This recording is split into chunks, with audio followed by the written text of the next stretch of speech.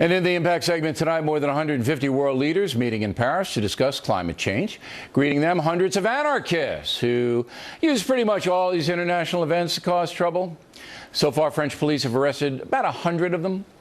So what is behind these violent demonstrations? Also, President Obama using the climate change conference to address terrorism. We salute the people of Paris for insisting this crucial conference go on. An act of defiance that proves nothing will deter us from building the future we want for our children. What greater rejection of those who would tear down our world than marshaling our best efforts to save it? I'm not sure I understand that line of thinking, but joining us now from Washington is a man who does, Charles Krauthammer. So before we get to that, I know you want to comment on the debate I just had with Dr. Goolsbee about Planned Parenthood. Go. Because this incident reminds me of the instant reaction after the Tucson shooter. Remember the one who went to a shopping center, shot, terribly wounded the congresswoman, killed a 9-year-old girl, and within hours, the explanation was that this Jared Loughner had been influenced and driven to kill by the, quote, climate of violence that had been aroused by none other than Sarah Palin. And people then cited her website where she talked about the targeting of certain Democratic districts for winning them over to the GOP, and saying that that kind of language and image had influenced him. Of course, it was obvious from the first hour the guy was a paranoid schizophrenic. Anybody could see it. You talk to any of the witnesses who had known him in the past, who were afraid of him. The guy had this notion that the government was using grammar to control his mind. It had nothing at all. He had an internal world that had nothing to do with the external world. Right. And yet the New York Times had a front page analysis piece talking exactly about that within hours. So I think we got to be very careful. It's not as clear that this guy who did the shooting in the clinic, Colorado, was a paranoid schizophrenic, but there's a lot of evidence that he was a guy who was delusional and in many ways paranoid. That's a reportage. So before we blame anybody, learn about the mental history of this guy. I am quite sure we will find that there was very little connection between the debate about Planned Parenthood and this guy's deranged shooting. Okay. Now, President Obama, you heard the soundbite. He seems to think that confronting global warming, climate change, is an anti-terror strategy.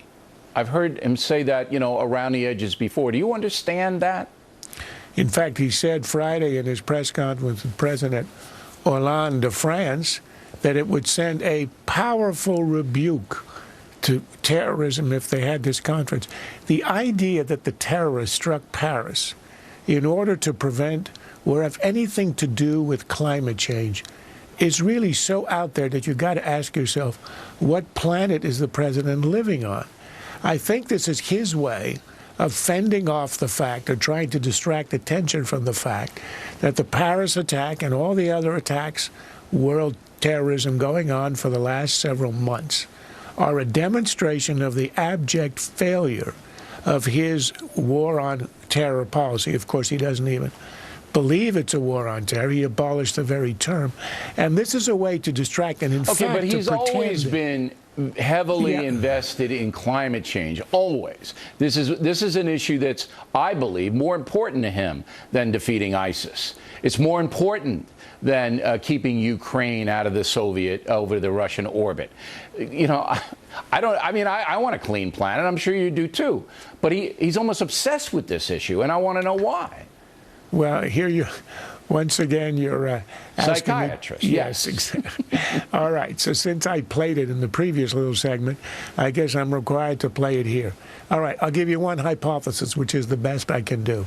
He sees himself grandiosely, as he always has, as a kind of a visionary, a man who sees so much further ahead than the ordinary plebeians who inhabit the United States, that he's now looking generations ahead. He's saving the planet. He knows that there is no honor to prophets in their own time, but he will be honored for having seen so far.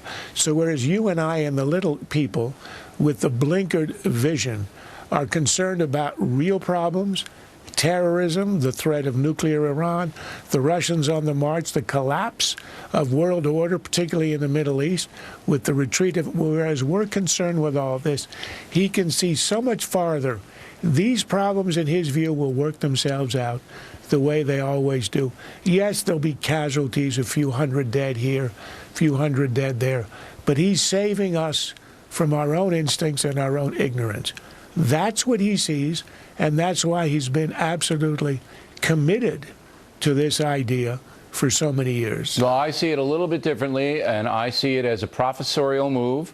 This is a theoretical situation where he doesn't have to take any action. All he has to do is talk and then, impose some restrictions on coal or whatever he sees it to be. Whereas the other problems like ISIS and Putin, that takes a lot of risk, and he's risk adverse. This guy is risk adverse, and that's what I think it is. Now, we're going to hold Charles over against his will to talk about sending U.S. troops to Syria and Iraq, should that happen. Also, Jesse Waters talking to the folks about Christmas buying. Moments away.